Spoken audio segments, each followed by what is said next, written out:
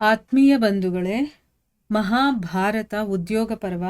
ಇದರಿಂದ ನಾವು ತ್ರಿಶಿರ ಮತ್ತು ವೃತ್ರಾಸುರನ ವಧೆಯ ವೃತ್ತಾಂತ ಮತ್ತು ಇಂದ್ರ ತಿರಸ್ಕೃತನಾಗಿ ನೀರಲ್ಲಿ ಅಡಿಕೊಳ್ಳೋದು ಈ ವಿಷಯದ ಬಗ್ಗೆ ನಾವು ತಿಳ್ಕೊಳ್ತಾ ಇದ್ವಿ. ಓದ ಭಾಗದಲ್ಲಿ ನಾವೇನು ತಿಳ್ಕೊಂಡ್ವಿ, ತ್ರಿಷ್ಟ ಅನ್ನುವಂಥ ಒಬ್ಬ ಪ್ರಜಾಪತಿ ಇರ್ತಾನೆ. ಅವನಿಗೆ ಇಂದ್ರನ ಮೇಲೆ ಕೋಪ ಇರುತ್ತೆ, ದ್ವೇಷ ಇರುತ್ತೆ. ಅವನು 3 ಮುಖ ಇರುವಂಥ ಒಬ್ಬ ಮಗನನ್ನು ಪಡಿತಾನೆ.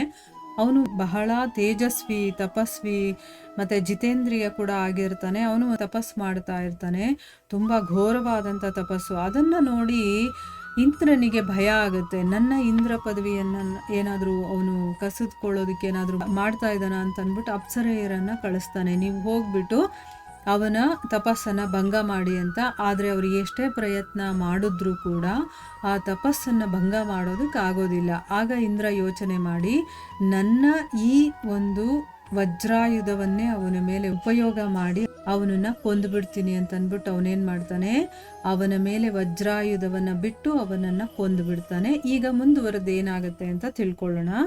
ಪ್ರಜಾಪತಿ ತ್ವಷ್ಟನಿಗೆ ಯಾವಾಗ ಇಂದ್ರ ನನ್ನ ಮಗನನ್ನು ಕೊಂದುಬಿಟ್ಟಿದ್ದಾನೆ ಅಂತ ಗೊತ್ತಾಯಿತು, ಅವನ ಕಣ್ಣುಗಳು ಕೋಪದಿಂದ ಕೆಂಪಾಗ್ಬಿಡುತ್ತೆ. ಮತ್ತು ಅವನು ಹೇಳ್ತಾನೆ, ನನ್ನ ಮಗ ಸದಾ ಕ್ಷಮಾಶೀಲನಾಗಿರುವಂಥವನು ಮತ್ತು ಕ್ಷಮೆ ದಮೆಗಳಿಂದ ಸಂಪನ್ನನಾಗಿರುವಂಥವನು. ಅವನು ತಪಸ್ ಮಾಡ್ತಾ ಇದ್ದ. ಇಂದ್ರ ಅವನನ್ನು ಯಾವುದೇ ಅಪರಾಧ ಮಾಡದೇ ಇದ್ರೂ ಕೂಡ ಕೊಂದುಬಿಟ್ಟ. ಈಗ ಆ ಬಾಲಕ ಏನು ಮಾಡಿದ್ದ? ಏನೂ ಮಾಡಿರಲಿಲ್ಲ ಪಾಪ. ಆದರೂ ಕೂಡ ಇವನು ಅವನನ್ನು ಕೊಂದು ಬಿಡ್ತಾನಲ್ವಾ, ಅದು ತಪ್ಪಲ್ವಾ? ಅದಕ್ಕೋಸ್ಕರ ಏನೂ ಅಪರಾಧನೇ ಮಾಡದೇ ಇರುವಂಥ ನನ್ನ ಮಗನನ್ನು ಅವನು ಕೊಂದಿದ್ದಾನಲ್ಲ, ಅದಕ್ಕೋಸ್ಕರ ಈಗ ನಾನು ಇಂದ್ರನನ್ನು ಸುಮ್ಮನೆ ಬಿಡೋದಿಲ್ಲ ಅಂತಂದ್ಬಿಟ್ಟು ವೃತ್ರಾಸುರನನ್ನು ನಾನು ಉತ್ಪತ್ತಿ ಮಾಡ್ತೀನಿ. ಒಬ್ಬ ಅಸುರನನ್ನು ಉತ್ಪತ್ತಿ ಮಾಡ್ತೀನಿ.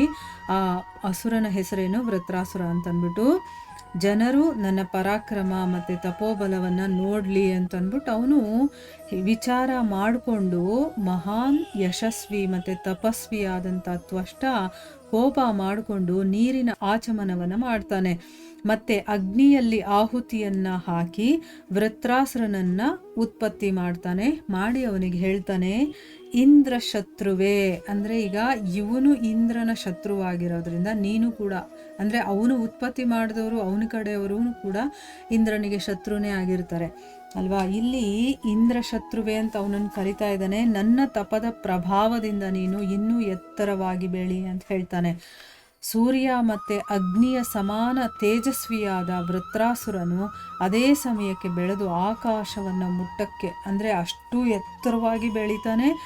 ನಾನು ಏನು ಮಾಡಲಿ ಹೇಳಿ ಅಂತಂದ್ಬಿಟ್ಟು, ಈಗ ಅವನು ಯಜಮಾನ ಅಲ್ವಾ, ಈಗ ನನ್ನನ್ನು ಇಲ್ಲಿ ಉತ್ಪತ್ತಿ ಮಾಡಿದ್ದೀರಾ ಅಂತಂದರೆ ನನ್ನಿಂದ ಏನು ಕೆಲಸ ಆಗಬೇಕು ನಿಮಗೆ ಅಂತಂದ್ಬಿಟ್ಟು ಕೇಳ್ತಾನೆ. ಆಗ ತ್ವಷ್ಟ ಹೇಳ್ತಾನೆ, ಇಂದ್ರನನ್ನು ನೀನು ಕೊಂದುಬಿಡು ಅಂತಂದ್ಬಿಟ್ಟು. ಆಗ ಅವನೇನು ಮಾಡ್ತಾನೆ, ಸ್ವರ್ಗಕ್ಕೆ ಹೋಗ್ತಾನೆ. ಅಲ್ಲಿ ಇಂದ್ರ ಮತ್ತು ವೃತ್ರನ ನಡುವೆ ಬಹಳ ದೊಡ್ಡ ಯುದ್ಧ ಆಗುತ್ತೆ. ಕೊನೆಯಲ್ಲಿ ವೀರವರನಾದಂಥ ವೃತ್ರಾಸುರ ಏನು ಮಾಡ್ತಾನೆ, ದೇವರಾಜ ಇಂದ್ರನನ್ನು ಹಿಡ್ಕೊಂಡು ಅವನನ್ನು ನುಂಗು ಬಿಡ್ತಾನೆ. ಆಗ ದೇವತೆಗಳು ವೃತ್ರಾಸುರನನ್ನು ನಾಶ ಮಾಡೋದಕ್ಕೆ ಆಕಳಿಕೆ ಅನ್ನೋದನ್ನು ರಚನೆ ಮಾಡ್ತಾರೆ. ಅಲ್ಲಿವರೆಗೂ ಆಕಳಿಕೆ ಅನ್ನೋದು ಇರಲ್ಲ ಅನಿಸುತ್ತೆ. ಆಕಳಿಕೆ ಬರುತ್ತಲ್ಲ ನಮಗೆ, ಆಗ ಬಾಯನ್ನು ತೆಗಿತೀವಲ್ವ, ಆ ರೀತಿ ಆಕಳಿಕೆಯನ್ನು ರಚನೆ ಮಾಡ್ತಾರೆ. ಮತ್ತು ಯಾವಾಗ ವೃತ್ರಾಸುರ ಆಕಳಿಸ್ತಾನೋ ಆಗ ದೇವರಾಜ ತನ್ನ ಶರೀರವನ್ನು ತುಂಬ ಚಿಕ್ಕದಾಗಿ ಮುದುಡ್ಕೊಂಡು ಅವನ ತೆರೆದಿರುವಂಥ ಬಾಯಿಂದ ಹೊರಗಡೆ ಬಂದ್ಬಿಡ್ತಾನೆ. ಈಗ ಇಂದ್ರ ಹೊರಗಡೆ ಬಂದದ್ದನ್ನು ನೋಡಿ ದೇವತೆಗಳು ತುಂಬ ಸಂತೋಷ ಪಡ್ತಾರೆ. ಮತ್ತು ಇಂದ್ರ ಮತ್ತು ವೃತ್ರಾಸುರನ ಯುದ್ಧ ಕೂಡ ನಡೆಯುತ್ತೆ. ಯಾವಾಗ ತ್ವಷ್ಟನ ತೇಜಸ್ಸು ಮತ್ತು ಬಲವನ್ನು ಪಡೆದಂತಹ ವೀರ ವೃತ್ರಾಸುರ ಯುದ್ಧದಲ್ಲಿ ತುಂಬ ಪ್ರಬಲನಾಗಿ ಬಿಡ್ತಾನೋ, ಅಂದರೆ ಇವಾಗ ಈ ತ್ವಷ್ಟ ಇರ್ತಾನಲ್ಲ ಪ್ರಜಾಪತಿ, ಅವನ ಶಕ್ತಿ ಕೂಡ ಅವನಲ್ಲಿರುತ್ತೆ. ಸೊ ಆ ಶಕ್ತಿಯನ್ನು ನೋಡಿ ಇಂದ್ರ, ನನಗಿಂತ ಇವನು ಶಕ್ತಿಶಾಲಿಯಾಗಿದ್ದಾನೆ, ನಾನು ಇವನನ್ನು ಕೊಲ್ಲಕ್ಕಾಗೋದಿಲ್ಲ ಅಂತ ಯಾವಾಗ ಅವನಿಗೆ ಗೊತ್ತಾಗುತ್ತೋ ಅವನೇನು ಮಾಡ್ತಾನೆ, ಮೈದಾನವನ್ನು ಬಿಟ್ಟು ಓಡ್ ಹೋಗ್ತಾನೆ. ಅಂತಂದರೆ ಆ ಯುದ್ಧ ಮಾಡ್ತಾ ಇದ್ದಂತಹ ಜಾಗವನ್ನು ಬಿಟ್ಟು ಅವನು ಓಡ್ ಹೋಗ್ತಾನೆ. ಇಂದ್ರ ಓಡ್ ಹೋಗಿದ್ರಿಂದ ದೇವತೆಗಳಿಗೆ ಬಹಳ ಬೇಜಾರಾಗುತ್ತೆ. ಮತ್ತು ಅವರು ತ್ವಷ್ಟನ ತೇಜಸ್ಸಿರುತ್ತಲ್ಲ ಅದರಿಂದ ಹೆದರ್ಕೊಂಡು, ಈಗ ಇಂದ್ರನೇ ಓಡೋದ ಅಂತಂದರೆ ನಾವಿಲ್ಲಿದ್ದರೆ ನಮ್ಮನ್ನು ಕೂಡ ಅವನೇನಾದರೂ ಮಾಡಿಬಿಡ್ತಾನೆ ಅಂತಂದ್ಬಿಟ್ಟು ಅವರು ಕೂಡ ಹೆದರ್ಕೊಂಡು ಏನು ಮಾಡಬೇಕು ಅಂತ ಅವ್ರಿಗೆ ಗೊತ್ತಾಗಲ್ಲ. ಇಂದ್ರನೂ ಇಲ್ಲ, ಅವನು ಹೊರಡೋಗಿದ್ದಾನೆ.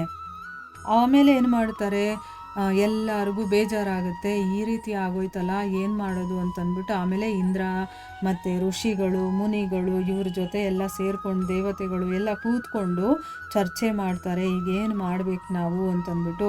ಆಗ ಇಂದ್ರ ಹೇಳ್ತಾನೆ, ದೇವತೆಗಳೇ, ವೃತ್ರ ಇದ್ದಾನಲ್ಲ ಅವನು ಇಡೀ ಜಗತ್ತನ್ನು ಆಕ್ರಮಣ ಮಾಡ್ಕೊಂಡಿದ್ದಾನೆ, ಅಂದರೆ ಅಷ್ಟು ಎತ್ತರ ಅಷ್ಟು ಅಗಲ ಬೆಳೆದಿದ್ದಾನಲ್ವಾ, ನನ್ನ ಹತ್ರ ಇವನನ್ನು ನಾಶ ಮಾಡುವಂಥ ಯಾವುದೇ ಶಸ್ತ್ರಗಳು ಇಲ್ಲ. ಅದಕ್ಕೋಸ್ಕರ ನನ್ನ ವಿಚಾರ ಏನಪ್ಪ ಅಂತಂದರೆ, ಈಗ ನಾವೆಲ್ಲ ಸೇರಿ ವಿಷ್ಣುವಿನ ಧಾಮಕ್ಕೆ ಹೋಗೋಣ ಮತ್ತು ಅವ್ರ ಜೊತೆ ಕೂತ್ಕೊಂಡು ಚರ್ಚೆ ಮಾಡಿ ಈ ದುಷ್ಟನನ್ನು ನಾಶ ಮಾಡಬೇಕಾದ್ರೆ ಯಾವ ರೀತಿ ಮಾಡಬೇಕು ಅನ್ನುವಂಥ ಒಂದು ಉಪಾಯವನ್ನು ಯೋಚನೆ ಮಾಡೋಣ, ಅಲ್ಲಿ ಹೋಗ್ಬಿಟ್ಟು ನಾವು ಉಪಾಯ ಮಾಡಿ ನಿರ್ಧಾರ ಮಾಡೋಣ ಅಂತಂದ್ಬಿಟ್ಟು ಇಂದ್ರ ತನ್ನ ಒಂದು ಸಜೆಷನನ್ನು ಕೊಡ್ತಾನೆ. ಮುಂದೆ ಅವರು ವಿಷ್ಣು ಹತ್ರ ಹೋಗ್ತಾರಾ, ಏನು ಮಾಡ್ತಾರೆ ಅನ್ನೋದನ್ನು ನಾವು ಮುಂದಿನ ಭಾಗದಲ್ಲಿ ತಿಳ್ಕೊಳ್ಳೋಣ. ಹರೇ ಕೃಷ್ಣ.